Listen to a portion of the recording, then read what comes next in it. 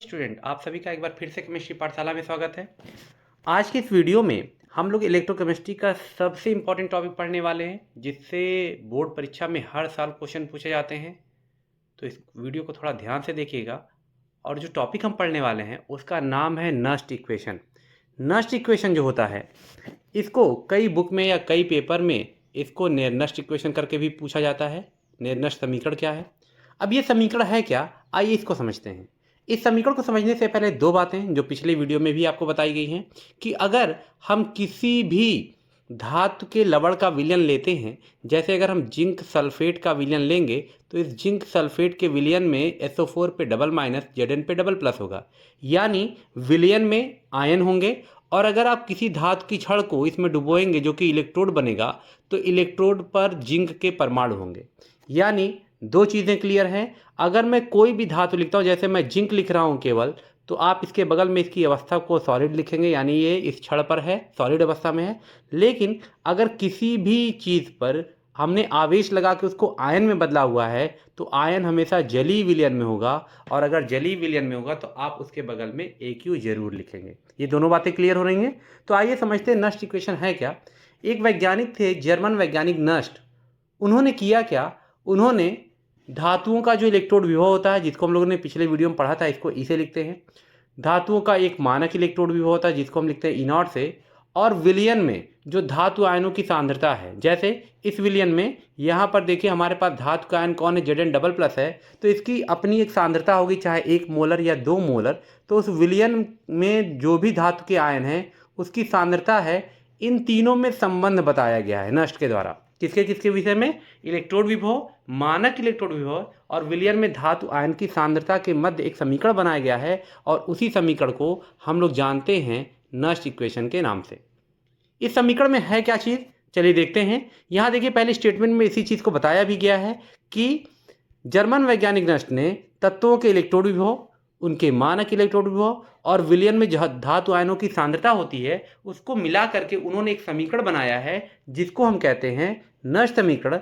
तो यहाँ पर हम मान लेते हैं कि एक इलेक्ट्रोड अपक्रिया जो हो रही है वो इस प्रकार से हो रही है। इस इलेक्ट्रोड अपक्रिया में मैंने क्या माना है, हमारे पास कोई धातु है जिस पर N प्लस है। अब N की वैल्यू 1, 2 या कुछ भी होगी। चूंकि ये धातु का आयन है, अभी मैंने आपको बताया था, इसका मतलब ये जलीय विलयन में होगा, तो आप इसको AQ करके लिखेंगे। और मान लेते हैं कि इसका अपचयन करेंगे। अपचयन करने का मतलब अगर हम इसको परमाणु में बदलेंगे, क्योंकि परमाणु ठोस अवस्था में होता है, तो यानी यहाँ पर M हो जाएगा S। ठीक है, सॉलिड स्टेट क्यों ले रहे हैं, क्योंकि यह इलेक्ट्रोड पर होगा। अब आप इसको बैलेंस करेंगे, तो चूंकि यहाँ पर N प्लस है, इसका मतलब आप इसको जब बैलेंस करेंगे इक्वेशन को, तो यहाँ पर कितने इलेक्ट्रॉन जोड़ देंगे, N इलेक्ट्रॉन। तो देखिए हमने यही इलेक्ट्रोड अपक्रिया माना है और हमारा यही समीकरण हो गया है। अब इस समीकरण में खास चीज ध्यान देंगे, इस समीकरण में पहले M पर N प्लस था, लेकिन बाद में वो उदासीन हो रहा है, यानी ये अपचयन क्रिया है। और मैंने पिछले वीडियो में भी बताया था, जब हम लोग विद्युत रासायनिक श्रेणी पढ़ रहे थे, कि हमको तत्वों का अपचयन रूप लेकर के ही आगे बढ़ना है। अब यहाँ पे नस्ट ने क्या किया है, सबसे पहले इलेक्ट्रोड विभव को लिखा है। देखिए तो इलेक्ट्रोड विभव को हम किससे लिखते हैं, ई से। तो देखिए यहाँ पर उसने ई से लिखा है। और यहाँ ध्यान दीजिएगा, यहाँ पर ई के बाद क्या लिखा है, ई के बाद लिखा गया है Mn प्लस ऑब्लिक M। मतलब यहाँ पे हम ये बता रहे हैं कि अपचयन हो रहा है, यानी N प्लस से क्या बन रहा है, M बन रहा है। ठीक है, तो देखिए यहाँ इलेक्ट्रोड विभव है, फिर यहाँ पर देखिए E0 करके वही चीज़ लिखा गया है। और ये समीकरण में ये वैल्यू नस्ट ने अपने पास से दिया हुआ है -2.303 RT/NF लॉग। लॉग के बाद याद रखिएगा, लॉग के बाद क्या लिखना है, लॉग के बाद ऊपर उसको लिखना है जो एरो के राइट साइड होगा। एरो के राइट साइड M है, तो ऊपर मैंने M लिखा है। और लेफ्ट साइड में कौन है, लेफ्ट साइड में है Mn प्लस, तो हमने इसको नीचे लिखा। ये बात आप ध्यान रखिएगा, लॉग के बाद ऊपर वो लिखिएगा जो एरो के राइट साइड होगा, और नीचे किसको लिखेंगे, जो एरो के लेफ्ट साइड होगा। इलेक्ट्रॉन को कभी भी, इलेक्ट्रॉन की अपनी कोई सांद्रता नहीं होती है, इसलिए इलेक्ट्रॉन को हम कभी नहीं लिखते हैं। तो ये हमारा हो गया नस्ट इक्वेशन। अब इस नस्ट इक्वेशन में कौन सी चीज़ क्या है, इसको देखिए यहाँ पर लिख करके बताया गया है कि जो आपका ये E है, एक्चुअल में ये E क्या है, धातु का इलेक्ट्रोड विभव है। जो आपका ये E0 है, E0 है धातु का मानक इलेक्ट्रोड विभव। R क्या है, R को हम कहते हैं सार्वत्रिक गैसीय स्थिरांक, और यहाँ पर इसकी वैल्यू जो है वो जूल केल्विन वाली रखनी होती है, जो कि है 8.314 जूल प्रति केल्विन प्रति मोल। ठीक है, T क्या है, T है परम ताप। अब परम ताप 298 केल्विन ही क्यों है, पिछले वीडियो में आपको बताया गया था कि मानक परिस्थितियों में हम जो टेम्परेचर लेते हैं वो 25 डिग्री सेंटीग्रेड यानी 298 केल्विन लेते हैं। यन क्या है? यन है इलेक्ट्रोड अपक्रिया में लगने वाला इलेक्ट्रॉन। ये देखिए जहाँ यहाँ पर जितने इलेक्ट्रॉन लगे हैं वही यन का मान है। तो इलेक्ट्रोड अपक्रिया में कितने इलेक्ट्रॉन भाग ले रहे हैं उन इलेक्ट्रॉनों की संख्या है। और यफ क्या है? यफ है हमारा फैराडे नियतांक, जिसकी वैल्यू 96,500 कूलम होती है। ठीक, अब जब आप इतना कर लेंगे तो याद रखिएगा यहाँ पर जो ये यम है, यम क्या है? ये ठोस अवस्था में है क्योंकि ये इलेक्ट्रोड पर है। और ये याद रखिएगा मानक परिस्थितियों में सभी ठोस पदार्थों की सांद्रता को हम इकाई मानते हैं। इकाई मतलब कितना मानते हैं? 1। तो अगर इस इक्वेशन में हम 1 रख दें तो यानी यहाँ 1 रख देंगे और 1 रख देंगे तो नष्ट इक्वेशन हमारा बदल के देखिए ये हो जाएगा। यहाँ देखिए लिखा हुआ है कि मानक अवस्था में शुद्ध ठोस पदार्थ की सांद्रता 1 मोल प्रति लीटर या इकाई होती है। तो उपरोक्त समीकरण से क्या करेंगे? उपरोक्त समीकरण में जहाँ पर हमने यम लिखा था उसकी जगह पर हमने क्या लगा दिया? 1 लगा दिया है। क्यों? क्योंकि हमने यम की सांद्रता को बताया हुआ है कि वो 1 होता है। ठीक है, अब इस समीकरण में जो आपने ये समीकरण पढ़ा है इसमें आप सारी वैल्यू रख दीजिए। जैसे आर की वैल्यू कितना? 8.314। टी की वैल्यू कितना रखेंगे? 298 केल्विन।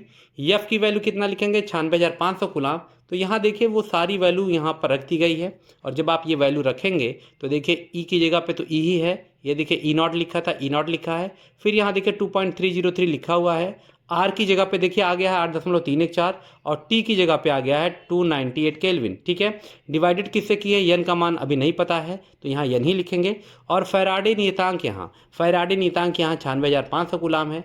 अब आप इसको जब सॉल्व करेंगे तो सॉल्व करने के बाद जो फाइनल इक्वेशन आता है वो हमारा है E is equal to E not minus 0.059 upon n log, ऊपर 1 है और नीचे हो जाएगा एक्टिव मास Mn प्लस। और यही नष्ट समीकरण का सरलतम रूप है। अब हम इसी नष्ट समीकरण से कई सारे क्वेश्चंस को सॉल्व करेंगे। अब यहाँ पे एक चीज़ ध्यान ये देखिएगा कि ये यन की वैल्यू यहाँ पे कितनी होगी।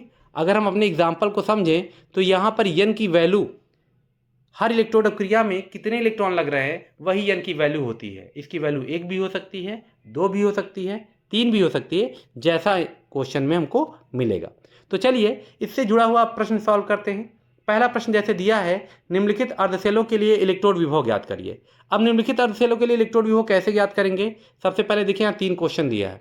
अब बच्चों के दिमाग में आ सकता है कि अर्धसेल क्यों बोला जा रहा है, क्योंकि देखिए पूरे सेल में आपके पास कम से कम 2 मेटल होते हैं। जैसे डेनियल सेल में जिंक था तो कॉपर था। यहाँ देखिए पहले क्वेश्चन में केवल आयरन है, दूसरे क्वेश्चन में केवल क्रोमियम है, तीसरे क्वेश्चन में केवल Mg है। यानी हर क्वेश्चन में केवल एक ही मेटल दिया हुआ है। इसका साफ मतलब है ये पूरा सेल नहीं बल्कि आधा सेल है, क्योंकि जब 2 धातुएं होती हैं तो पूरा सेल है, एक धातु के बारे में पूछ रहा है तो ये अर्ध सेल माना जाएगा। अब इस क्वेश्चन को कैसे सॉल्व करेंगे? तो चलिए हम पहले क्वेश्चन को सॉल्व करते हैं। हमारा पहला क्वेश्चन क्या है?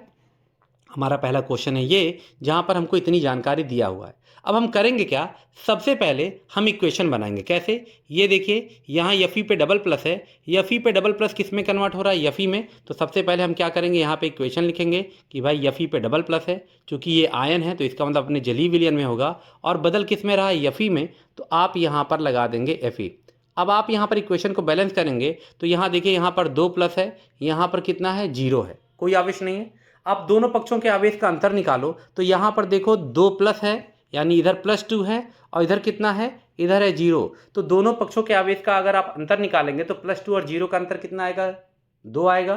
तो आपको 2 इलेक्ट्रॉन जोड़ना होता है, वो भी किधर? जिधर आवेश की वैल्यू ज़्यादा होती है। तो चूंकि लेफ्ट साइड में +2 है यानी वैल्यू ज़्यादा है, तो आप यहाँ कितने इलेक्ट्रॉन जोड़ देंगे? 2 इलेक्ट्रॉन। तो देखिए यही इक्वेशन यहाँ पर ये देखिए लिखा हुआ आपको मिलेगा। ठीक है, आपने इक्वेशन बना लिया। इक्वेशन बनाने के बाद हम नष्ट इक्वेशन लगाएंगे। आपको नष्ट इक्वेशन अभी बताया गया था। सबसे पहले क्या लिखेंगे? ई। देखिए हमने ई लिख दिया है, लेकिन ध्यान दीजिएगा ई के बाद ये चीज़ लिखना मत भूलिएगा। क्या है? ई के बाद आप ये बताएंगे कि हम अपचयन वाला रूप रख रहे हैं, यानी Fe double plus oblique Fe। जिन बच्चों को इसको समझने में दिक्कत है आप ऐसे जान जाओ, जो ज़्यादा आवेश वाला होगा उसको पहले लिखेगा और जो कम आवेश वाला होगा या बिना आवेश वाला होगा उसको हम बाद में लिखेंगे। समझ में आ रहा है? तो यहाँ पे देखिए ई की वैल्यू आपने निकाल लिया। ई के बाद वही चीज़ ई नॉट करके लिख दीजिएगा। फिर नष्ट इक्वेशन का सरलतम रूप क्या था? -0.059 अपॉन n लॉग। लॉग के बाद किसको ऊपर लिखना है? तो देखिए लॉग के बाद ऊपर उसको लिखते हैं जो राइट साइड होता है। तो राइट साइड कौन है? Fe है। और अभी हमने बताया था शुद्ध ठोस पदार्थ की सांद्रता 1 होती है। तो देखिए यहाँ पर ऊपर कितना लिख दिया गया है? 1। नीचे किसको लिखेंगे? इलेक्ट्रॉन को लिखा नहीं जाता है। अब यहाँ बचा कौन? अब यहाँ पर हमारे पास बचा है केवल और केवल Fe। तो हम देखिए यहाँ पर Fe लिख दिए हैं। और उसके बाद हम यहाँ पर वैल्यू रखेंगे। वैल्यू क्या रखेंगे, देखिए इसकी वैल्यू ये क्वेश्चन में देखिए यहाँ पे दिया हुआ है, कितना दिया है, -0.44 वोल्ट दिया है। देखिए हमने यहाँ पे इस वैल्यू को रख दिया है। फिर -0.059 ऊपर है। अब इस n की वैल्यू कितना है, तो आप यहाँ ध्यान दीजिए, यहाँ पर 2 इलेक्ट्रॉन पार्टिसिपेट किए थे, ठीक है। अब यहाँ पर n की वैल्यू 2 क्यों आई है, क्योंकि यहाँ पर 2 इलेक्ट्रॉन पार्टिसिपेट किए थे, तो n का मान हमने रख दिया है 2 लॉग, ऊपर तो 1 ही रहेगा। और Fe की ये सांद्रता, ये वैल्यू कहाँ से आई है, ये देखिए Fe डबल प्लस के बगल में उसकी सांद्रता दिया है 0.1 कैपिटल, ये मतलब मोल पर लीटर दिया है। तो यहाँ पर देखिए हमने उस वैल्यू को रख दिया है। अब इसको सॉल्व करेंगे। सॉल्व करने के बाद देखिए आप इसको, तो यहाँ पर बाकी चीज़ें वही रहेंगी, ई वैसे ही लिखा है, ये ऐसे ही लिखा रहेगा। अब ये देखिए जब आप इसको सॉल्व करेंगे, यानी 1/0.1, तो ये इज इक्वल टू हो जाएगा 10। तो देखिए यहाँ पे log 10 है और log 10 की वैल्यू 1 होती है। तो अगले स्टेप में देखिए इसको सॉल्व करके, और यहाँ पे log 10 की जगह पे हमने 1 लगा दिया है। 1 लगाने के बाद आप क्या करेंगे, 0.059 को 2 से डिवाइड करेंगे, तो ये वैल्यू आती है 0.0295। ये भी माइनस में है, ये भी माइनस में है, तो दोनों ऐड हो जाएंगे और आपका फाइनल आंसर आ जाएगा -0.4695 वोल्ट। और ये हमारे उस अर्ध सेल का इलेक्ट्रोड विभव हो जाएगा। बात समझ में आ रहा है। अब इसके बाद आते हैं अगले प्रश्न पे। यहाँ क्रोमियम के बारे में दिया था, तो देखिए क्रोमियम के बारे में यहाँ पर आप सबसे पहले क्या करेंगे, अगर आपको ये क्वेश्चन दिया है तो सबसे पहले आप इक्वेशन बनाएंगे। अब देखिए क्रोमियम ट्रिपल प्लस से किस में कन्वर्ट हो रहा है, क्रोमियम में।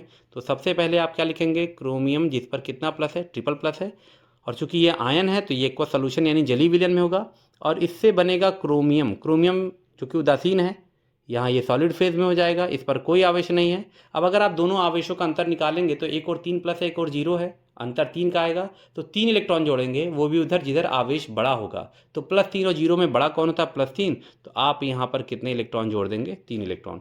तो सबसे पहले देखिए यही इक्वेशन ही बनाएंगे, हमने बना लिया इक्वेशन। अब नष्ट इक्वेशन लिखेंगे। नष्ट इक्वेशन लिखने का तरीका वही है हमारा, सबसे पहले ई लिखेंगे, ठीक है। ई लिखने के बाद हमने क्या किया, जब हमने ई लिख लिया उसके बाद ई नॉट लिखेंगे, और कौन किस में बदला वो जरूर मेंशन करेंगे। देखिए Cr ट्रिपल प्लस Cr में बदला है, Cr ट्रिपल प्लस Cr में बदला है, ठीक है। उसका ये लिखेंगे, लॉग लिख दिया। लॉग के बाद एरो के राइट साइड में Cr है, इसको लिखेंगे तो इसकी सांद्रता 1 होती, तो सीधे 1 लिख दीजिएगा। और लेफ्ट साइड में Cr ट्रिपल प्लस है तो आप इसकी सांद्रता रखेंगे। फिर आप वैल्यू रखिए। वैल्यू जब रखेंगे तो देखिए यहाँ पर इसकी जो वैल्यू है वो यहाँ दिया हुआ है क्वेश्चन में, -0.75 देखिए हमने रख दिया, -0.059 लग दिया। n की वैल्यू कितनी रखेंगे, आप देखिए यहाँ पे कितने इलेक्ट्रॉन पार्टिसिपेट कर रहे हैं, 3। तो देखिए n की वैल्यू मैंने 3 कर दिया, लॉग लिख दिया। और उसके बाद इस क्रोमियम आयन की सांद्रता देखिए यहाँ पे दिया है कितना, 0.1 दिया है, तो हमने यहाँ 0.1 ही रखा है। फिर इसको सॉल्व करेंगे। फिर इसको सॉल्व करने पर देखिए 10 आएगा, तो अगले स्टेप में हम यहाँ पे देखिए log 10 कर दिए हैं। log 10 की वैल्यू 1 होती है, तो अगले स्टेप में आप log 10 की जगह पे 1 रख देंगे। उसके बाद आप इसको सॉल्व करेंगे, यानी 0.059 को 3 से डिवाइड करेंगे तो आएगा ये वैल्यू। ये भी माइनस में है, ये भी माइनस में है, तो दोनों ऐड हो जाएंगे और हमारा यहाँ पर फाइनल आंसर आ जाता है -0.7696 वोल्ट। बात समझ में आ रही है। अब अगले इक्वेशन पे आते हैं। अगला इक्वेशन हमारा जो दिया था वो था मैग्नीशियम का। मैग्नीशियम में क्या है देखिए यहाँ पे, तो यहाँ पर देखिए मैग्नीशियम यानी Mg डबल प्लस, वो किस में कन्वर्ट हो रहा है, Mg में। सबसे पहले इक्वेशन बनाइए, Mg डबल प्लस है और ये आयन है तो एक्वस फॉर्म में होगा। और इससे हम बनाएंगे क्या, इससे हम बनाएंगे Mg, चूँकि Mg यहाँ पे न्यूट्रल यानी सॉलिड है, यहाँ पे आवेश 0 होगा, दोनों पक्षों के आवेश का अंतर फिर 2 आएगा। तो आप 2 इलेक्ट्रॉन जोड़ेंगे किधर, जिधर वैल्यू ज़्यादा है। लेफ्ट साइड में देखिए Mg पे 2 प्लस है, यानी इधर वैल्यू ज़्यादा है, तो आप इधर 2 इलेक्ट्रॉन को ऐड कर देंगे। तो देखिए सबसे पहले वही इक्वेशन आप बनाएंगे। इक्वेशन बनने के बाद आप नष्ट इक्वेशन को अप्लाई कर दीजिए। तो नष्ट इक्वेशन हमारा क्या था, नष्ट इक्वेशन हमारा था E और Mg डबल प्लस यहाँ पे बना है Mg में, वो लिख दीजिएगा। फिर वही चीज़ नोट करके लिख देंगे। उसके बाद वैल्यू लिखेंगे, और यहाँ पर ऊपर 1 क्यों आया, क्योंकि राइट साइड में Mg है, और Mg यानी न्यूट्रल अगर होगा तो वो सॉलिड माना जाता है, प्योर सॉलिड, और उसकी सांद्रता हमेशा एक ही लिखी जाती है। लेफ्ट साइड में Mg डबल प्लस है, उसको रखेंगे। फिर आप वैल्यू को यहाँ रखेंगे, तो देखिए यहाँ पर इसकी वैल्यू जो दी हुई है वो आपका दिया है -2.36 वोल्ट, देखिए वो लगा दिया गया। n की वैल्यू कितनी आएगी, 2 इलेक्ट्रॉन है, तो देखिए n की जगह पे हमने 2 इलेक्ट्रॉन रख दिया है, लॉग रखा है 1/, ये वैल्यू कहाँ से आई, ये देखिए Mg की वैल्यू यहाँ पर दिया हुआ था। ये क्वेश्चन में थोड़ा सा मिसप्रिंट है, तो यहाँ पर जहाँ पर मैं ग्रीन कलर से कर दे रहा हूँ, आप इसको थोड़ा सा करेक्ट करेंगे। इस वैल्यू को 0.1 की जगह 0.01 m कर लेंगे। बात समझ में आ रहा है। ये वैल्यू मैं यहाँ पे इसको एज कर दे रहा हूँ, आप ये वैल्यू ना लिख करके इसकी जगह पे लिखेगा 0.01। ठीक है, अब इसका देखिए वही वैल्यू यहाँ पर लगा दी गई है। इस वैल्यू को लगाने के बाद आपको क्वेश्चन केवल सॉल्व कर लेना है। सॉल्व करेंगे तो देखिए यहाँ पर -2.36 है, यहाँ पर -0.09 है और log 100 आ जाएगा। क्यों? क्योंकि जब आप इसको सॉल्व करेंगे 1/0.01 तो ये इज इक्वल टू कितना आएगा, जब डेसिमल हटाएंगे तो ये आएगा 100। log 100 है, log 100 की वैल्यू 2 होती है, तो अगले स्टेप में देखिए यहाँ पर log 100 की जगह हमने 2 लिख दिया है। उसके बाद आप ये देखिए ये दोनों कैंसिल हो जाएगा और ये कैंसिल होने के बाद ये जो वैल्यू है ये वैल्यू यहाँ पर लिख दी गई है, दोनों माइनस में है तो दोनों ऐड हो जाएंगे और यहाँ पर हमारा जो फाइनल आंसर आएगा वो आएगा -2.419 वोल्ट और ये हमारा आंसर हो जाएगा। ठीक है, इस तरीके से हम अर्ध सेल का जो है वो विभव निकाल सकते हैं। अगला टॉपिक हमारा आता है सेल का विद्युत वाहक बल क्या है। अब देखिए सेल का विद्युत वाहक बल वैसे तो इसकी डिफिनीशन अलग है, लेकिन मैं आपको सिंपल तरीके से बताऊं। आप अगर मार्केट से कोई भी सेल खरीद के लाते हैं, डबल एसएल या ट्रिपल एसएल, मतलब वो सेल जो हम रिमोट में लगाते हैं या जो दीवार घड़ी होती है उसमें जो सेल लगाते हैं, कभी भी आप उस सेल को लाइए ना तो वो सेल से देखिए अभी आपने करंट लिया नहीं है ना, तो उस सेल पे अगर आप देखेंगे तो वहाँ पे राइट साइड में या ऊपर या कहीं पर 1.10 वोल्ट या 1 वोल्ट या 0.5 वोल्ट ऐसा कुछ लिखा होता है, यानी वो उस सेल का वोल्टेज बताता है कि ये सेल मैक्सिमम कितना वोल्टेज दे सकता है। और कोई भी सेल आपको मैक्सिमम जितना वोल्टेज दे सकता है ना, वही सेल का विद्युत वाहक बल कहलाता है। मतलब कंपनी ने आपको जो भी सेल दिया है आप उसके वोल्ट को पढ़ लें, वही उसका मैक्सिमम वोल्टेज है और वो कितना है जो उस पर लिखा होगा, चाहे 1.10 वोल्ट है, चाहे 1 वोल्ट है या जो भी हो। ठीक है, लेकिन हम डिफिनीशन में इसको कैसे लिखेंगे? डिफिनीशन में इस तरीके से तो लिख नहीं सकते जैसा हमने समझा है। अब इसको लिखने का तरीका क्या है, तो आपको बहुत ईजी बता दें, आप डेनियल सेल को थोड़ा सा याद करो। हम लोगों को डेनियल सेल में उस दिन हम लोगों ने क्या किया था, हमने 2 कंटेनर लिया था, एक में क्या था जिंक का और एक में कॉपर की रॉड को हमने डिप किया था जिंक सल्फेट के सोल्यूशन में और यहाँ पे कॉपर सल्फेट के सोल्यूशन में।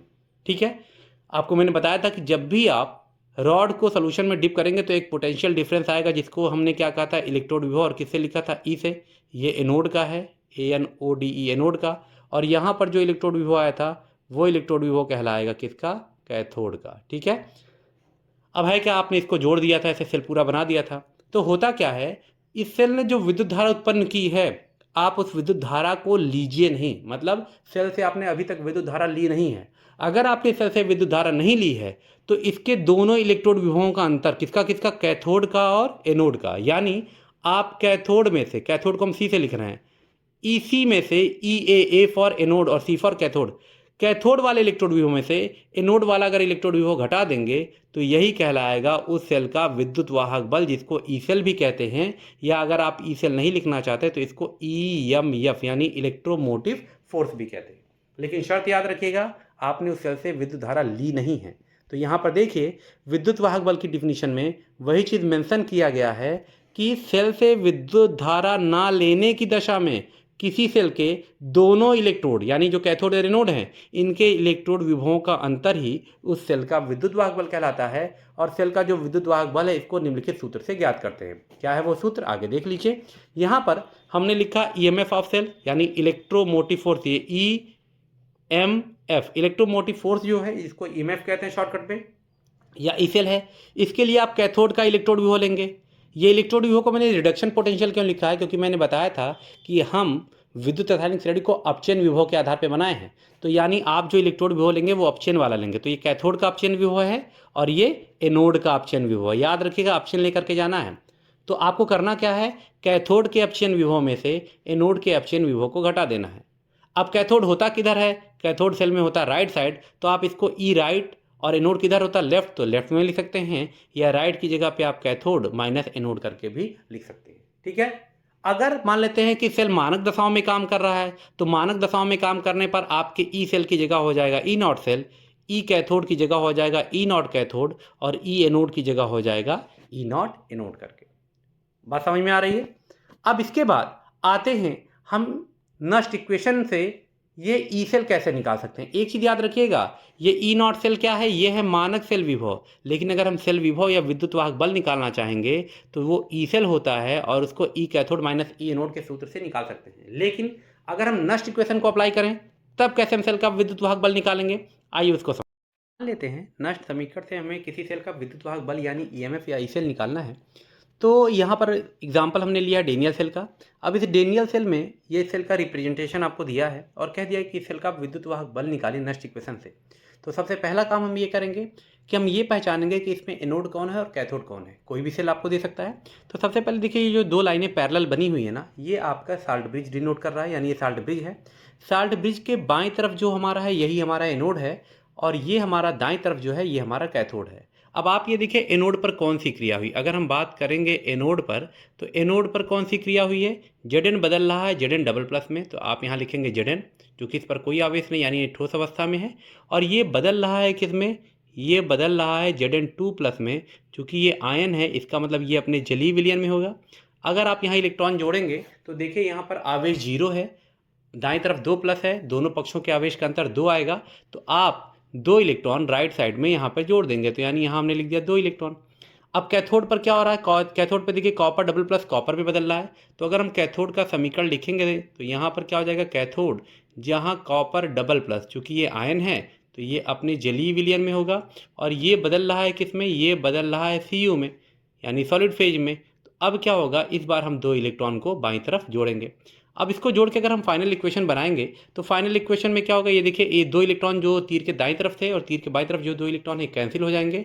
और उसके बाद जो बच गया उसको अगर आप लिखेंगे तो ये हमारी फाइनल सेल की अब क्रिया होगी। कौन कौन बच गया, देखिए जिंक पहले बचा है, उसको हमने लिख दिया। फिर कॉपर डबल प्लस बचा है, तो यहाँ पर लिखेंगे कॉपर डबल प्लस, ठीक है। यहाँ पर देखिए Zn डबल प्लस बना है, तो यहाँ हम लिख देंगे Zn पे 2 प्लस, और साथ ही साथ Cu बच गया है, तो यहाँ पर हम लिख देंगे कॉपर, ठीक है। तो सबसे पहले हमको जो भी सेल देगा उसमें एनोड और कैथोड को पहचान के उसकी सेल अपक्रिया को लिखेंगे। तो देखिए यही चीज़ यहाँ पर लिखा है कि इस सेल में प्रत्येक इलेक्ट्रोड पे कौन सी अपक्रिया होगी, वो आपको यहाँ लिखा हुआ दिखाई देगा, ठीक है।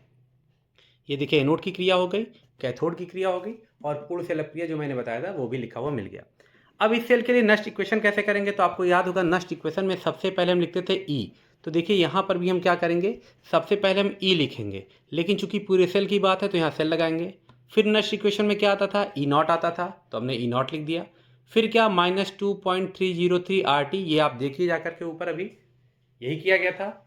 फिर वही RT/NF करेंगे और उसके बाद तीर लॉग लगाएंगे। लॉग के बाद तीर के दाईं तरफ 2 लोग हैं, कौन कौन है, एक Zn डबल प्लस यानी जिंक आयन है और एक कॉपर है। फिलहाल तो हमने दोनों लिख लिए हैं। उसके बाद Zn और कॉपर ये तीर की बाईं तरफ हैं, तो देखिए Zn और कॉपर डबल प्लस ये हमने नीचे लिख दिया है।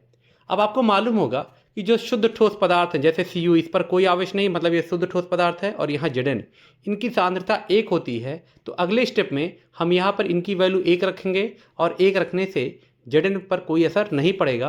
तो अगले स्टेप में यहाँ पर देखिए हमने यही लिखा है कि मानक परिस्थितियों में शुद्ध ठोस पदार्थ की मोलर सांद्रता इकाई यानी 1 होती है। तो आपके इस इक्वेशन को हमने बदल दिया है। अब इस इक्वेशन में देखिए कॉपर की जगह अगर 1 रखेंगे तो Zn डबल प्लस में 1 का मल्टीप्लाई होगा, कोई फर्क नहीं पड़ेगा, तो ऊपर केवल Zn बचेगा और नीचे कौन बचेगा, कॉपर बचेगा। अब इस इक्वेशन में आपको R की वैल्यू रखनी है। अगर आपको याद होगा R की वैल्यू हम लोगों ने कितनी लिखी थी, 8.314। टी कितना था, टी की वैल्यू थी 298 केल्विन, और F क्या था, फैराडे कांस्टेंट, इसकी वैल्यू हम लोगों ने लिखी थी 96,500 कूलम। अगर ये वैल्यू हम रख दें तो देखिए इस समीकरण में वैल्यू रखने पर क्या हुआ, E cell E not cell 2.303 देखिए लिखा है। आर की वैल्यू देखिए हमने लिख दिया 8.314, टी की वैल्यू हमने लिख दिया 298 केल्विन, एन की वैल्यू पता नहीं है, और यहाँ Zn पे डबल प्लस है, कॉपर पे डबल प्लस है, वो वैल्यू हमने यहाँ रख दिया। अब आपको याद होगा जब हमने इसको सॉल्व किया था तो इस पूरे को सॉल्व करने पर आया था 0.059। अभी आपने ऊपर देखा है इस चीज़ को, तो यही वैल्यू अगर आप रख दें तो ये हो जाएगा E cell is equal to E not cell, देखिए, और ये जो था इसकी जगह पर हमारा आ जाएगा 0.059। यहाँ एक चीज़ ध्यान रखिएगा, एक चीज़ मिसप्रिंट है वो आप जरूर करेंगे, एन के बाद यहाँ पर मल्टीप्लाई करना होगा फैराडे कांस्टेंट का, कितना, 96,500 कूलाम, ठीक है। ये देखिए ये जो F की वैल्यू है यहाँ मिसप्रिंट हुआ है, लेकिन मैं बता दे रहा हूँ यहाँ एन के बगल में आप 96,500 का मल्टीप्लाई करेंगे और तब हम पूरा इन तीनों को मल्टीप्लाई करके जब 96,500 से डिवाइड करेंगे तो हमारी ये वैल्यू आएगी 0.059 डिवाइडेड बाई एन, और ये करके ये नस्ट इक्वेशन हो गया है किसी भी सेल को निकालने के लिए। अच्छा, यहाँ पे एन की वैल्यू कितनी आएगी, जरा आप इलेक्ट्रोड अपक्रिया को अगर फिर से देखें तो इस इलेक्ट्रोड अपक्रिया में प्रत्येक इलेक्ट्रोड पर, चाहे एनोड पर आप देखिए चाहे कैथोड पर देखिए, कितने इलेक्ट्रॉन पार्टिसिपेट कर रहे हैं, 2 इलेक्ट्रॉन। इसका मतलब यहाँ एन का मान 2 होगा, किसी भी एनोड या कैथोड किसी पर भी जितने इलेक्ट्रॉन भाग ले रहे हैं या जो कैंसिल हो रहे हैं, कितने इलेक्ट्रॉन कैंसिल हुए थे, दो इलेक्ट्रॉन ही कैंसिल हुए थे, तो एन का मान यहाँ पर 2 होगा। बात समझ में आ रहा है? तो देखिए यहाँ पर इस चीज़ को मेंशन भी किया गया है कि उपरोक्त सेल के लिए एन का मान 2 होगा, क्योंकि इसके प्रत्येक इलेक्ट्रोड अपक्रिया में कितने इलेक्ट्रॉन भाग ले रहे हैं, 2 इलेक्ट्रॉन भाग ले रहे हैं। बात समझ में आ रही है? अब आते हैं हम नेक्स्ट इक्वेशन पे कुछ क्वेश्चन को सॉल्व करते हैं जो बोर्ड में बहुत पूछे गए हैं। चलिए वहाँ पे एक क्वेश्चन यहाँ पर आपको मैं दिखा रहा हूँ, वो ये क्वेश्चन है। आपसे कह दिया इस क्वेश्चन में कि निम्नलिखित अपक्रिया के लिए सेल का विद्युत वाहक बल या सेल विभव ज्ञात कीजिए। तो कैसे ज्ञात करेंगे?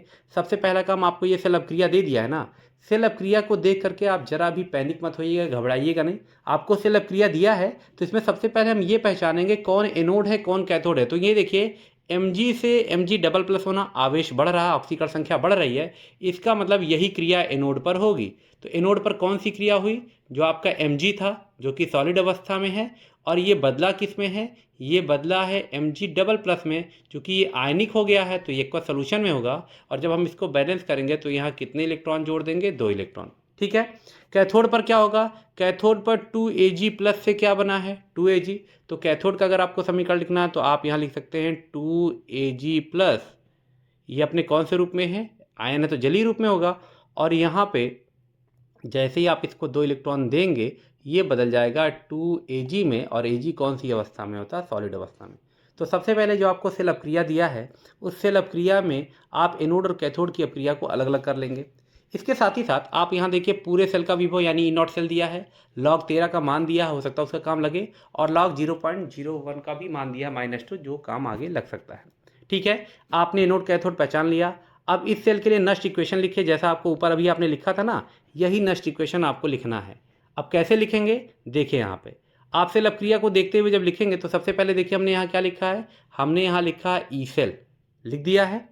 ई सेल के बाद E0 cell -0.059 upon n log लिख दीजिएगा। लॉग के बाद अगर आप देखिए तो यहाँ राइट साइड पे 2 लोग हैं, Mg डबल प्लस भी है और 2Ag है।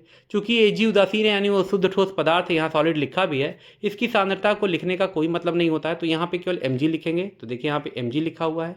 ठीक है, और यहाँ पर देखिए लेफ्ट साइड में, एरो के लेफ्ट साइड में 2 लोग हैं, Mg और Ag प्लस है। चूंकि Mg सॉलिड है तो इसको लिखने का कोई मतलब नहीं है, हम केवल Ag को लिखेंगे। तो देखिए हमने Ag को लिखा है।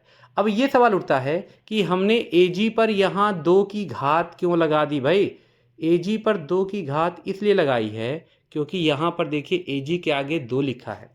अगर 3 लिखा होता तो हम 3 की घात लगाते, 4 लिखा होता तो हम 4 की घात लगाते। ये चीज़ ध्यान रखिएगा दोनों तरफ। अगर यहाँ Mg के आगे 5 लिखा होता ना तो यहाँ Mg पे घात कितनी लग चुकी होती? 5 की। फिलहाल Mg पे 5 नहीं है तो इसको लिखने का कोई मतलब नहीं है। Ag के आगे 2 लिखा है तो हमने 2 की घात लगा दी है। ठीक है, अब वैल्यू रखना है। वैल्यू कैसे रखेंगे? देखिए रख लीजिए वैल्यू। यहाँ पे देखिए E0 सेल की वैल्यू यहाँ दिया था, E0 सेल की वैल्यू 3.17 दिया था, हमने लिख दिया। -0.059 है वो लिख दिया।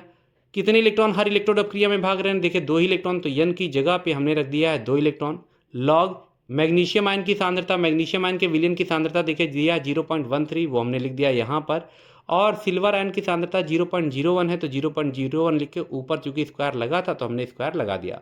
अब इस क्वेश्चन को आपको केवल क्या करना है? सॉल्व करना है, वैल्यू रखना है। तो जब आप वैल्यू को रखेंगे तो यहाँ पर इसको सॉल्व करिए, देखिए क्या होगा। ये देखिए 0.013, ये इसको ऐसे लिख दिया, और ये स्क्वायर तो इसको हमने ऐसे लिख दिया। ठीक है, अब जब स्क्वायर लिख दिया तो देखिए इसका 1 डेसिमल ये वाला और ये कट जाएगा तो ऊपर बचेगा 13 और नीचे बचेगा क्या? 0.01। फिर हम इसको सॉल्व करेंगे तो देखिए लॉग यहाँ पर 13, ये जो दिया है लॉग, और यहाँ लिखा है क्या? 13, और इसको डिवाइड किससे किया गया? 0.01 से।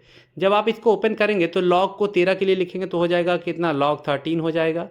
और ये जब लॉग इसके लिए लेंगे तो चूंकि ये नीचे है तो ये जब ऊपर जाएगा तो माइनस हो जाएगा, और उसके बाद हम लिखेंगे log 0.01। ठीक है, तो देखिए यही वैल्यू यहाँ पे लिखी हुई है। log 13 और log 0.01 का मान ऊपर दिया था। log 13 का मान कितना दिया था? 1.1139, और log 0.01 का मान दिया था -2। तो देखिए ये -2 हमने ब्रैकेट में लिखा क्योंकि ऑलरेडी इसके आगे भी एक माइनस है। अब ये माइनस माइनस मिलकर क्या हो जाएगा? प्लस हो जाएगा। प्लस होने के बाद आप क्या करेंगे? ब्रैकेट में ये दोनों वैल्यू जो है चूंकि दोनों प्लस में तो इनको ऐड करेंगे तो देखिए हो जाएगा इतना, और जब इसका इसमें मल्टीप्लाई करेंगे तो आ जाएगी ये वैल्यू। अब 3.17 वैल्यू पॉजिटिव है ये, और उसके बाद निगेटिव वैल्यू है, तो इसमें से 3.17 में से पीछे वाली वैल्यू को घटा दीजिएगा तो हमारा ये जो वैल्यू आएगा यही हमारा उस सेल का सेल विभव है। एक चीज़ याद रखिएगा, ई सेल का मान जब तक पॉजिटिव आएगा तब तक आपका सेल अपने आप काम कर रहा है। अगर ई सेल निगेटिव हो गया तो सेल अपने आप काम नहीं करेगा, यानी एक तरीके से ये कह सकते हैं कि सेल खराब हो चुका है। ठीक है, अब इसके आते हैं अगले प्रश्न पर। यहाँ देखिए अगला क्वेश्चन हमारे पास जो दिया है वो दिया निम्नलिखित सेल के लिए 298 केल्विन पर सेल का विद्युत वाहक बल गणना करना है, और यहाँ पर हमको कुछ वैल्यू भी दिया हुआ है। अब इस क्वेश्चन को कैसे लगाएंगे, सबसे पहला काम हमको ये करना होगा कि यहाँ एनोड कैथोड पहचानिए। तो आपको बताया गया था कि ये डबल लाइन ये साल्ट ब्रिज है, इसके राइट साइड में ये लेफ्ट साइड में जो है ये एनोड है, और जो राइट साइड में ये हमारा कैथोड है यानी सी है, और ये मतलब एनोड है। ठीक है, तो सबसे पहले हम क्या करेंगे, दोनों इलेक्ट्रोड की अपक्रियाओं को लिखेंगे। तो देखिए एनोड पे Zn से Zn डबल प्लस बन रहा है, और कैथोड पे Sn डबल प्लस से Sn बन रहा है ना। तो सबसे पहले देखिए यहाँ पर एनोड और कैथोड की मैंने क्रियाएं को लिखा हुआ है। एनोड पर Zn से Zn डबल प्लस देखिए बनाया है, समीकरण को संतुलित कर लिया इलेक्ट्रॉन जोड़ के, और कैथोड पर Sn डबल प्लस से Sn बन रहा वो मैंने यहाँ पर लिख दिया है। ठीक है, इसके बाद हमने इलेक्ट्रॉन को कैंसिल करते हुए जो बची हुई चीज़ें थी उसको लिख करके पूर्ण सेल अपक्रिया बना लिया। देखिए जो चीज़ें बची हुई थी वो हमने नीचे लिख दिया है। इसके बाद करना क्या होता है, आपको यहाँ पर देखिए पिछले क्वेश्चन में ई नॉट सेल का मान दिया था, इस बार ई नॉट सेल का मान नहीं दिया है। तो जैसे ही आप पूर्ण सेल अपक्रिया निकाल लीजिए, आप ई नॉट सेल का मान भी निकाल लीजिए। अब ये ई नॉट सेल का हम मान कैसे निकालेंगे, उसके लिए बहुत आसान तरीका है। ई नॉट सेल निकालने के लिए आप ई नॉट कैथोड में से ई नॉट एनोड को घटा देंगे, यह भी आपको कुछ देर पहले बताया गया था। अब कैथोड पर ध्यान दीजिएगा, ई नॉट कैथोड में क्या देखिए ई नॉट लिखा, कैथोड पर कौन किस में बदला, Sn डबल प्लस Sn में बदला है। तो हमने देखे Sn double plus oblique Sn लिखा है माइनस, लेकिन ये याद रखिएगा एनोड पर भले ही Zn से Zn डबल प्लस बन रहा है, ऑक्सीकरण हो रहा है, लेकिन जब हम ई नॉट लिखते हैं तो अपचयन वाला लिखते हैं। पिछले वीडियो में मैंने इस चीज़ को बहुत क्लियर किया था कि ई नॉट यानी जो मानक इलेक्ट्रोड विभव है वो विद्युत स्थानिक श्रेणी में अपचयन के रूप में बनाया गया है। तो भले ही क्रिया ऑक्सीकरण की हो रही हो, आप यहाँ पर अपचयन का रूप लिखेंगे। तो देखिए हम Zn डबल प्लस को लिखेंगे, उसके बाद Zn को लिखेंगे। बात समझ में आ रहा है? जब भी आप ई नॉट लिखिएगा तो सबसे पहले ज़्यादा आवेश वाली चीज़ को लिखिएगा, उसके बाद कम आवेश वाली या बिना आवेश वाली चीज़ को लिखेंगे। बात समझ में आ रहा है?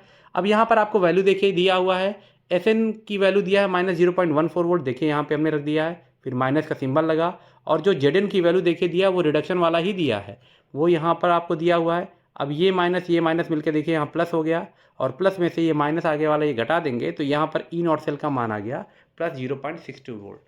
आपने ई नॉट सेल निकाल लिया। अब ई सेल कैसे निकालेंगे, तो चलिए नष्ट इक्वेशन लिखिए। तो देखिए उस सेल अपक्रिया के लिए नष्ट इक्वेशन में पहले क्या लिखते हैं, पहले हम लिखते हैं ई सेल। तो देखिए हमने पहले ई सेल लिख दिया है। ठीक है, ई सेल लिखने के बाद फिर क्या करेंगे, ई सेल लिखने के बाद हमको लिखना होता है ई नॉट सेल, वो लिख दिया है -0.059 लॉग के बाद ये याद रखिएगा राइट साइड में किसको लिखना है। राइट साइड में देखिए दो चीज़ें हैं, लेकिन Sn न्यूट्रल है, उदासीन है, तो इसका 1 हो जाएगा, इसको लिखने का कोई मतलब नहीं। तो ऊपर हम केवल Zn को लिखेंगे। तो देखिए यहाँ पर हमने Zn को लिखा है। इसी तरीके से लेफ्ट साइड में दो लोग हैं, लेकिन Zn वहाँ न्यूट्रल है तो इसको नहीं लिखेंगे, तो केवल यहाँ पर देखिए हमने Sn को लिखा हुआ है। बात समझ में आ रहा है? अब यहाँ पर इन दोनों की वैल्यू आपको रखनी है। वैल्यू आपको ऊपर दिया था, कहाँ पर, चलिए एक बार फिर से बता देते हैं। ये देखिए zinc Zn double plus ion के विलयन की सांद्रता दिया और Sn डबल प्लस आयन के विलयन की सांद्रता दिया है, यही वो वैल्यू है जो आपको रखनी है। तो देखिए Zn की जगह पे हमने कौन सी वैल्यू रखी है, Zn की जगह पे हमने रखा 0.01, Sn डबल प्लस की जगह पे रखा है ये। अब आप इसको अगर सॉल्व करेंगे ना तो ये आएगा 100 आएगा। तो यहाँ पर देखिए हमने log 100 रख दिया है। ये देखिए यहाँ पर n की वैल्यू 2 क्यों रखा है, क्योंकि प्रत्येक इलेक्ट्रोड अपक्रिया में 2 इलेक्ट्रॉन थे, तो हमने 0.059 को 2 से डिवाइड किया तो ये वैल्यू आ गई है। log 100 की वैल्यू 2 होती है। उसके बाद आप इसको सॉल्व कर लेंगे तो यहाँ पर जो ये हमारा आंसर आएगा यही हमारा उस सेल का विभव है। ई सेल का विभव पॉजिटिव है, यानी वो सेल हमेशा काम कर रहा है। ठीक है, अगले क्वेश्चन पे आते हैं। अगले क्वेश्चन में आपको दिया है निम्नलिखित सेल के लिए ईएमएफ की गणना करनी है। फिर वही चीज़ है, आपको सेम प्रोसेस करना है। सबसे पहले एनोड कैथोड पहचानना है। तो देखिए ये साल्ट ब्रिज है, साल्ट ब्रिज जो आपका ये साल्ट ब्रिज है, इधर आप देखिए तो इधर आपका क्या है, लेफ्ट साइड में ये हमारा होता है एनोड, और जो राइट साइड में है वो कैथोड होता है। तो सबसे पहले हम इन दोनों की अपक्रिया को लिखेंगे। तो देखिए यहाँ पर हमने क्या किया है, सबसे पहले ये जो एनोड पर Zn से Zn डबल प्लस बना है वो अपक्रिया हमने लिख दिया है, और कैथोड पर CO डबल प्लस से CO बना है तो CO डबल प्लस से CO बनेगा। इस अपक्रिया को हमने संतुलित कर लिया इलेक्ट्रॉन जोड़ करके, और जब पूर्ण सेल अपक्रिया लिखेंगे तो ये 2 इलेक्ट्रॉन कैंसिल हो जाएगा। तो यहाँ पर देखिए Zn बचा था तो Zn लिख दिया, कोबाल्ट डबल प्लस बचा था कोबाल्ट डबल प्लस लिख दिया, यहाँ Zn डबल प्लस था लिख दिया, और कोबाल्ट बचा था तो कोबाल्ट लिख दिया। इस अपक्रिया में n का मान कितना होगा, तो देखिए यहाँ 2 ही इलेक्ट्रॉन चूंकि लगे थे तो n का मान 2 होगा। ठीक है, जो आगे हम वैल्यू पुट करेंगे। फिर मैंने क्या बताया था कि जब आप पूर्ण सेल अपक्रिया लिख लें तो ई नॉट सेल निकाल लें। ई नॉट सेल बराबर क्या होता है, E naught cathode minus E naught anode करेंगे। तो देखिए यहाँ पर हमने वही किया है, ई नॉट सेल बराबर E naught cathode minus E naught anode. अब यहाँ पर ई नॉट लिखते समय हम क्या करेंगे, सबसे पहले कैथोड कौन था, CO डबल प्लस से CO बना था, लिख दिया हमने। और माइनस यहाँ पर भले ही Zn से Zn डबल प्लस बन रहा हूँ, मैं बार बार बोल रहा हूँ, पहले हम ज़्यादा आवेश वाले को लिखेंगे, यानी अपचेन के रूप में लिखेंगे। तो देखिए सबसे पहले हम Zn डबल प्लस लिखेंगे और फिर क्या लिखेंगे, Zn। और देखिए क्वेश्चन में भी आपको यही वैल्यू दी रहती है। तो यहाँ थोड़ा ध्यान दीजिएगा, बच्चे यही गलती करते हैं कि वो पहले Zn को लिख के बाद में Zn डबल प्लस लिखते हैं। नहीं, ई नॉट के लिए सबसे पहले ज़्यादा आवेश वाले को और फिर कम आवेश वाले को लिखेंगे। बात समझ में आ रही है। इतना करने के बाद आपको वैल्यू रखनी है। तो देखिए यहाँ पे कोबाल्ट की वैल्यू -0.27 दिया है, वो हमने रख दिया। फिर माइनस का सिंबल लगा है, लगा दिया। और जिंक की वैल्यू दिया है यहाँ पर, फिर हमने इसको सॉल्व किया तो यहाँ पर आ गया +0.49 वोल्ट। ये वैल्यू आ गई ई नॉट सेल की। अब नष्ट समीकरण को अप्लाई करेंगे। तो नष्ट समीकरण को अप्लाई करते समय हम क्या करेंगे, जब इसको लिखेंगे तो ध्यान दीजिएगा, यहाँ पर सबसे पहले ई सेल लिखेंगे, फिर ई नॉट सेल लिखेंगे, -0.059 अपन यन लिखेंगे। यन की वैल्यू 2 आएगी, मैंने बताया है। लॉग, और लॉग के बाद किसको ऊपर लिखना है, मैंने बताया था लॉग पर जो राइट साइड में होती है वही चीज़ ऊपर लिखी जाती है। अब यहाँ 2 लोग हैं, चूँकि कोबाल्ट न्यूट्रल है, इसको नहीं लिखेंगे तो केवल Zn को लिखेंगे। तो देखिए ऊपर Zn लिखा है, नीचे किसको लिखते हैं, जो लेफ्ट साइड होता है, लेफ्ट साइड 2 लोग हैं, लेकिन Zn न्यूट्रल या उदासीन है, इसको नहीं लिखेंगे तो केवल कोबाल्ट को लिखेंगे। तो देखिए यहाँ कोबाल्ट को लिखा गया है। फिर इनकी वैल्यू, दोनों की वैल्यू सांद्रता एक दिया था, कैसे पता, आप फिर देख लें क्वेश्चन को। यहाँ पर जिंक की भी सांद्रता 1 है और कोबाल्ट की भी सांद्रता 1 है। तो इसका मतलब ये है कि यहाँ पर दोनों की सांद्रता अगर 1 है तो 1/1 करेंगे। 1/1 मतलब log 1 होगा, और log 1 की वैल्यू 0 हो गई। और अगर log 1 की वैल्यू 0 है तो ये पूरा पद ही 0 हो जाएगा। और अगर ये पूरा पद 0 हो गया तो ई सेल की वैल्यू आ गई। ठीक है। अब इस क्वेश्चन से एक ट्रिक भी आप लगा सकते हैं। इस क्वेश्चन में अगर आप ध्यान दीजिए, दोनों ही विलयनों की सांद्रता कितनी थी, 1m थी, है ना। इसका मतलब अगर किसी सेल में दोनों विलयनों की सांद्रता एक एक रहेगी, यानी 1m रहेगी, तो देखिए जो उसके ई नॉट सेल का मान आया था वही वैल्यू उसके ई सेल की भी हुई है। क्यों? क्योंकि जब यहाँ पर log 1 की वैल्यू 0 हो गई है तो ये पूरा पद ही खत्म हो गया। और ये पूरा पद जब 0 हो गया तो देखिए ई नॉट सेल वाली वैल्यू ही लास्ट में आपको मिली है। इसका मतलब जिन सेलों में प्रत्येक विलयन की सांद्रता 1 मोलर होगी, उन सेलों का जो सेल विभव है या जिसको हम EMF कहते हैं, वो किसके बराबर होगा, वो बराबर होगा मानक सेल विभव के। बात समझ में आ रही है। तो ये एक ट्रिक भी आपके काम में आ सकती है। अगले क्वेश्चन पे आते हैं। इस क्वेश्चन में भी आपको दिया हुआ है कि निम्नलिखित सेल के EMF की गणना करनी है। अब आप यहाँ पर देखिए दिया है, इसकी सांद्रता मैग्नीशियम आयन की 0.1 दिया और इसकी दिया है 10⁻³ 0.1 का मतलब होता है, आप इसको चाहे तो 10⁻⁻⁻1 m भी लिख सकते हैं। अब फिर तरीका हमारे पास वही है। सबसे पहले क्या करेंगे, ये साल्ट ब्रिज है तो ये Mg से Mg डबल प्लस बनना ये एनोड है, और कॉपर डबल प्लस से कॉपर बनना ये कैथोड है। ठीक है। तो हम करेंगे क्या, यहाँ पर देखिए सबसे पहले हम यहाँ पर दोनों अभिक्रियाओं को लिखेंगे। तो देखिए एनोड पर मैंने क्या किया है, Mg से Mg डबल प्लस बनाया 2 इलेक्ट्रॉन, और यहाँ Cu डबल प्लस से Cu बना है कितने इलेक्ट्रॉन, 2 इलेक्ट्रॉन। अब यहाँ पर देखिए चूंकि प्रत्येक इलेक्ट्रोड प्रक्रिया में 2 ही इलेक्ट्रॉन भाग ले रहे हैं, तो यानी n की वैल्यू जो आगे हम रखेंगे वो 2 ही होगी। इस इक्वेशन में अगर हम इलेक्ट्रॉन को कैंसिल करते हैं तो बचा कौन, Mg बचा है, देखिए लिखा गया है, कॉपर डबल प्लस बचा है, उसके बाद Mg डबल प्लस बचा है और Cu बचा है, वो हमने लिख दिया। जब पूर्ण सेल अपक्रिया निकल जाएगी तो आपको बार बार मैंने बताया है, आप ई नॉट सेल निकाल लीजिए। ई नॉट सेल निकालने का तरीका वही है। ई नॉट सेल बराबर क्या लिखते हैं, ई सेल, सॉरी यहाँ पे E cell is equal to E not cell, ये नष्ट इक्वेशन है। लेकिन इस नष्ट इक्वेशन को सॉल्व करने से पहले अभी इसको मत लिखिए, आप पहले ई नॉट सेल निकाल लीजिए। E not cell is equal to क्या होता है, E naught cathode minus E naught anode. ठीक है, आप ये करेंगे। ई नॉट कैथोड कौन है, Cu डबल प्लस से Cu लिख दिया हमने। और यहाँ पर एनोड वाले में भले Mg से Mg डबल प्लस बन रहा, मैं बार बार बता रहा हूँ, हायर चार्ज को पहले लिखेगा, तो हमने Mg डबल प्लस को लिखा, फिर Mg को रखा है। इन दोनों की वैल्यू देखिए आपको ऊपर मिली हुई थी, वही वैल्यू आप रख देंगे। सबसे पहले इसकी वैल्यू +0.34 माइनस, और इसकी वैल्यू देखिए -2.37 दिया था। इसको सॉल्व करेंगे तो ई नॉट सेल का मान आ गया। अभी यहाँ पर ये जो नष्ट इक्वेशन लिखा है इसको लिखने का कोई मतलब नहीं है। फिर आते हैं आगे, उपरोक्त सेल के लिए नष्ट समीकरण लिखेंगे। तो चलिए नष्ट समीकरण कैसे लिखेंगे। नष्ट समीकरण लिखने का तरीका हमारे पास क्या होता है, उसका तरीका ये है कि सबसे पहले यहाँ पर देखिए ई सेल लिखेंगे, फिर ई नॉट सेल लिखेंगे, -0.059 अपॉन n लिखेंगे, लॉग लिखेंगे। लॉग के बाद किसको लिखते हैं, जो चीज़ राइट साइड में होती है। राइट साइड में 2 लोग हैं, Mg डबल प्लस और Cu को लिखना नहीं क्योंकि वो उदासीन है, तो ऊपर Mg डबल प्लस आएगा। इसी तरीके से नीचे किसको लिखना है, जो चीज़ लेफ्ट साइड में होती है। लेफ्ट साइड में 2 लोग हैं लेकिन Mg उदासीन है तो उसको लिखेंगे नहीं, तो हम केवल किसको लिखेंगे, कॉपर को। तो देखिए कॉपर को लिख दिया। अब इनकी वैल्यू अभी आपको ऊपर दी हुई थी, वही वैल्यू आप रख दीजिए। यहाँ पे देखिए हमने दोनों की वैल्यू रख दी है। फिर वैल्यू रखने के बाद देखिए 0.1 को, यानी 0.1 मतलब कितना होता है 10⁻⁻⁻1 डिवाइडेड बाई 10⁻⁻³ है। ये अगर ऊपर जाएगा तो 10⁻³ हो जाएगा, जिसमें से -1 चला गया तो 10⁻² आएगा, यानी 100 आएगा। तो देखिए यहाँ log 100 किया गया है, वैल्यू रखा गया है। एन की वैल्यू मैंने पहले ही बता दी थी, 2 रखनी है। इसके बाद इसको सॉल्व करेंगे और सॉल्व करने के बाद यहाँ पर हमारा ये आंसर आ जाएगा। आते हैं अगले क्वेश्चन पे। यहाँ देखिए दिया निम्नलिखित सेल के लिए EMF की गणना करनी है, ठीक वैसा ही है, बस इस क्वेश्चन को थोड़ा सा ध्यान से सुनिएगा। इस क्वेश्चन में एक पॉइंट एक्स्ट्रा है। क्या है, पहले आपने ये सेल देख लिया। इस सेल को देखने के बाद आपको साफ मालूम है कि ये जो साल्ट ब्रिज है इसके बाईं तरफ जो है वो हमारा एनोड है और दाईं तरफ हमारा जो होता है वो हमारा कैथोड है। तो आप एनोड कैथोड के रिएक्शन को लिखेंगे। एनोड पे Cr को Cr++ में बदलेंगे और कैथोड पर Fe++ को Fe में कन्वर्ट करेंगे। तो सबसे पहला काम हमने वही किया है। एनोड और कैथोड पर Cr को देखिए, एनोड पर हमने Cr को Cr++ में बदल दिया है। इसके लिए हमने 3 इलेक्ट्रॉन जोड़ा है। और Fe++ को Fe में बदलना है, तो Fe++ को हमने Fe में जब बदला है तो यहाँ 2 इलेक्ट्रॉन जोड़ दिया है। यहाँ खास चीज़ ये है कि यहाँ पर देखिए इलेक्ट्रॉन कैंसिल नहीं हो सकते हैं, क्योंकि यहाँ 3 इलेक्ट्रॉन है और यहाँ पर 2, और जब तक इलेक्ट्रॉन कैंसिल नहीं होंगे तब तक आपको इनकी वैल्यू मालूम होने वाली नहीं है। तो इनको कैंसिल करने के लिए हमने देखिए ऊपर वाले इक्वेशन में 2 से और नीचे वाले इक्वेशन में 3 से मल्टीप्लाई किया है, ताकि दोनों ही एनोड और कैथोड पे 6 इलेक्ट्रॉन हो जाएंगे और ये इजीली कैंसिल हो जाएंगे। लेकिन याद रखिएगा जो मल्टीप्लाई आप करेंगे वो पूरे इक्वेशन में करेंगे, ना केवल इलेक्ट्रॉन में, ठीक है। अब चलिए यहाँ पर जब हम इलेक्ट्रॉन को कैंसिल करते हैं तो हमारा ये इलेक्ट्रॉन तो कैंसिल हो जाएगा, ये मान लीजिए 6 इलेक्ट्रॉन मल्टीप्लाई करने के बाद कैंसिल हो जाएंगे। अब ये देखिए क्रोमियम बचेगा, लेकिन 2 का मल्टीप्लाई है, तो देखिए यहाँ पे हमने लिखा 2Cr करके, ठीक है।